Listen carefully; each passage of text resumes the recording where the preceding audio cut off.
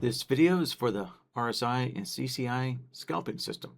So to open up this chart, you can just go to your workspaces there and select the SI, RSI, and CCI scalping. Okay. So this system is pretty straightforward, right? Requires the RSI to be above 50 for longs and below 50 for shorts. So it's acting as a trend filter.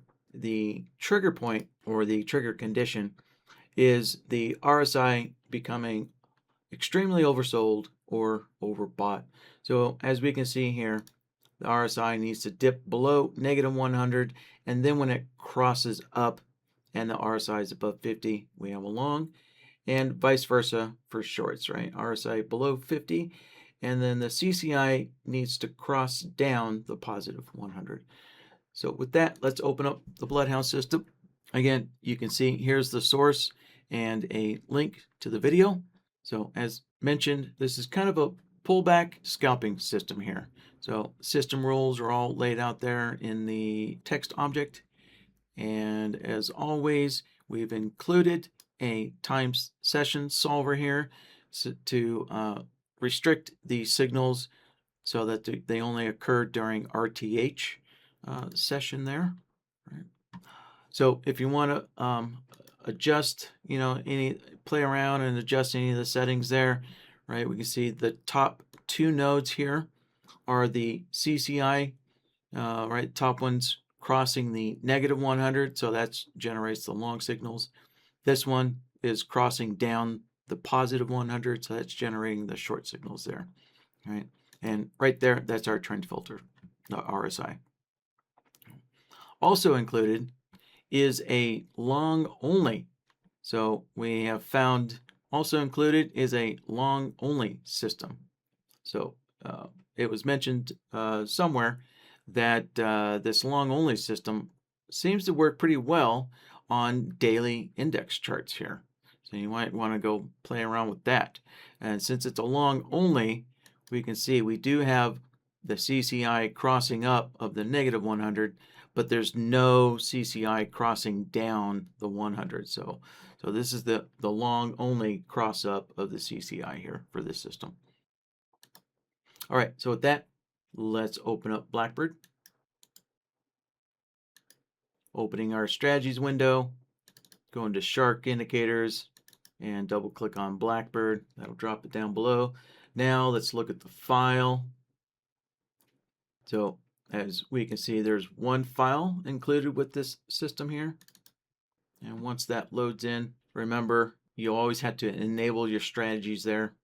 So also, if you want to do back testing, make sure you do enable the backtest mode there. That's only necessary for backtesting on a chart. So if you're backtesting using the strategy analyzer, there is no option to enable the backtest mode. It's always on there. So, all right. And also, if you want the exit on session close there, enable or disable that, your choice. All right, now let's open up Blackbird. With this Blackbird, we've included two order sets, right? So we're not suggesting that you trade both two contracts, but rather, pick one or the other. As we can see with this Blackbird file, it has included two order sets. And that's because in the source video, it was recommended to use either somewhere in the range of a 3-to-1 risk-reward profit target, right? Or a 5-to-1 risk-reward profit target there. So we've just thrown both of them on there, and then you can pick whatever one you want to go with and just hit the red X to delete the one you do not want there, and it'll just remove it. And then, so if we deleted this one, then obviously it would leave us with the 5X risk-reward ratio there.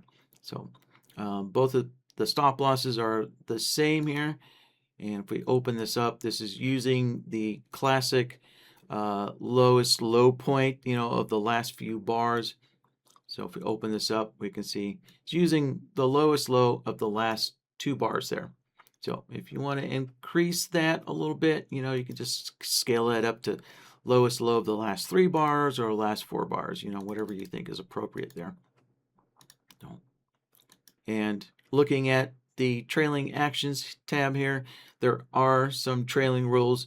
So we do have a break even after 1 ATR, and then it'll start trailing. So once the break even triggers, then it'll start trailing the lowest low of the last 2 bars or the highest high of the last 2 bars there. The money management, let's set everything here as you see fit there for your trading style. The scheduling here, we can see it's not on, it's not necessary.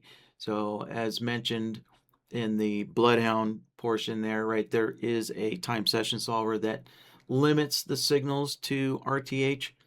But one of the benefits here of using the scheduling is if you turn it on, right, you do have the forced trades to exit. So that way you can make sure that you're flat by the end of the day there. And then we could just go in and load up the RTH session there. And so once 4 p.m. Eastern time, once that is reached there, Blackbird will close out your trades there. All right. So you can enable that if you think that's necessary. So, okay, with that, that concludes the RSI CCI scalping system.